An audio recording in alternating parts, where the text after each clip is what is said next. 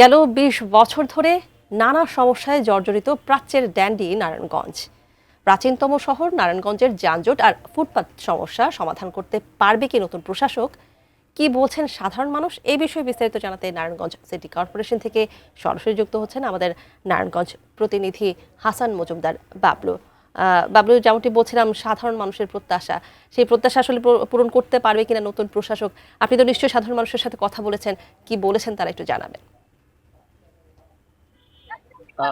তানিয়া, নতুন প্রশাসক যখন নতুন প্রশাসকের খবর নারায়ণগঞ্জবাসী শুনেছে, তো নারায়ণগঞ্জবাসীর মধ্যে কিছুটা আনন্দে উদ্দোলিত তারা হয়েছে। আমরা যেমনটি জেনেছি, তারা যেমনটি বলছিলেন যে গেল 5 আগস্টের পর থেকে যারা এসছে আসলে ওইভাবে নারায়ণগঞ্জের বাসিন্দারা নাগরিক সুবিধা থেকে বঞ্চিতই রয়ে গেছে। বিশেষ করে নারায়ণগঞ্জ শহরের আমরা যে জায়গা নিতে এসেছি, নারায়ণগঞ্জ সিটি কর্পোরেশন জুড়ে নারায়ণগঞ্জ যে মূল শহর, সেই শহরের কিন্তু চানমারি থেকে নারায়ণগঞ্জের যে ব্যবসা বাণিজ্যের যে মূল কাজগুলো হয়ে থাকে, একদিকে হচ্ছে পঞ্চবটি, অন্যদিকে নিতাইগঞ্জ। এই দুটি সড়ক দিয়ে আসলে ব্যবসা বাণিজ্যের যে কাজগুলোই বেশিরভাগ বিশিষ্ট কারখানা, ফ্যাক্টরি, ইন্ডাস্ট্রিজের যে গাড়িগুলো আসে যাতায়াত করে, শ্রমিকরা যাতায়াত করে। তো নগরবাসী যে বিষয়টি বলছে যে যানজট থেকে আসলে গেল 20 বছরও কিন্তু তারা আসলে মুক্তি পায়নি। তারপরেও আমরা এই স্থানীয় সাধারণ মানুষের সাথে কথা বলেছিলাম। আমি এখনো যদি একজন সাধারণ মানুষের সাথে কথা বলতে চাই, আসলে নারায়ণগঞ্জের মূল সমস্যাগুলো কি কি থেকে জানতে চাইবো। নারায়ণগঞ্জের মূল সমস্যা, প্রথমত আমি যেটা দেখি সেটা হলো যানজট। দ্বিতীয়ত আপনার আছে মাদকের যে একটা ব্যবসায়ী বলা চলে, অনেকেই আপনার এই মাদকের ব্যবসা করে। তারপরে আপনার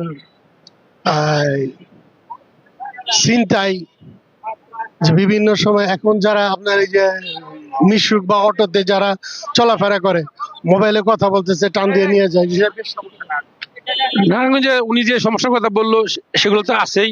তারপরে একটা বড় সমস্যা হইলো, আমি দুঃখের সাথে বলতে চাই, যেহেতু সুযোগ পাইছি, আমার কারো বিরুদ্ধে কোনো অভিযোগ নাই, তো মনের দুঃখরা এই নারায়ণগঞ্জের বাসিন্দা 12 নম্বর ওয়ার্ডের বাসিন্দা। আমরা আমরা নারায়ণগঞ্জ ওয়ার্ডের থাকি। নারায়ণগঞ্জের প্রত্যেকটা ডিস্ট্রিক্টের সিটি কর্পোরেশন সকল ড্রেন পরিষ্কার হয়েছে। আমাদের এলাকার একটা ড্রেন চাষড়া টু ইসরাইল, এই ড্রেনটা 430 মিটার, এই ড্রেনটা কেন পরিষ্কার করা হলো না?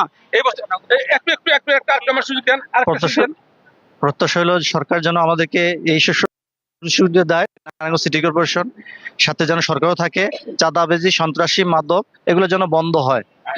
শুনলেন যে নারায়ণগঞ্জবাসীর যে প্রত্যাশা, যে এই যে সমস্যাগুলো রয়েছে সেই সমস্যার সমাধানে নারায়ণগঞ্জে যিনি নতুন প্রশাসক রয়েছে তিনি এই সমস্যার সমাধানে কাজ করবেন।